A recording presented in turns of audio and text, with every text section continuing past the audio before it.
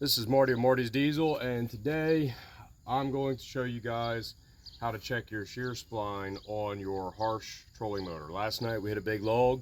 Luckily we have this bow guard here, which Dave absolutely was 1000% right on. Do not run this thing without one of these guys, because this thing folded over and we damn near threw us out of the front of the boat, and we weren't even going but maybe 3 miles an hour. So definitely don't run one of these trolling motors without the bow guard that has a spring in it.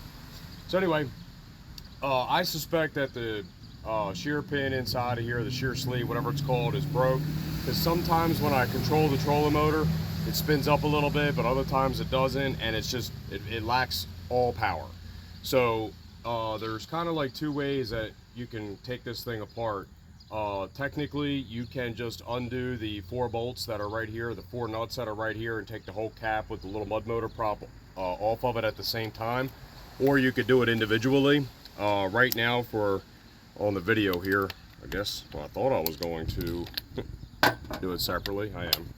So just 3/4, just hold the prop, take the nut off, and then the props should slide right off. It's got like a little hex drive on it.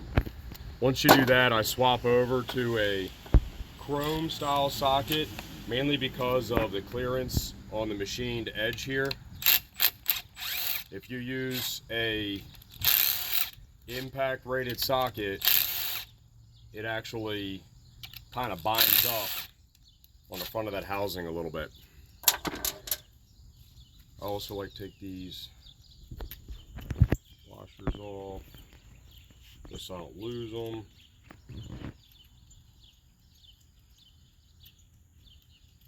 Oh, and of course I still drop one. Happens every time. And this guy right here, sometimes you gotta like give it a little bit of convincing to get it off, but it should come out like so. So actually I'd already had that loosened up a little bit from a previous take where I screwed up. We had to redo it. So anyway, inside of here it's a little bit dirty. I'm just going to clean that up. This is a bronze or brass bushing.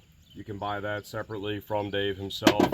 Then you have your prop adapter that goes from the shaft that you have here on this pump or motor, whatever you want to call it, and then this adapts, you know, to accept the mud motor prop, and then this slides off.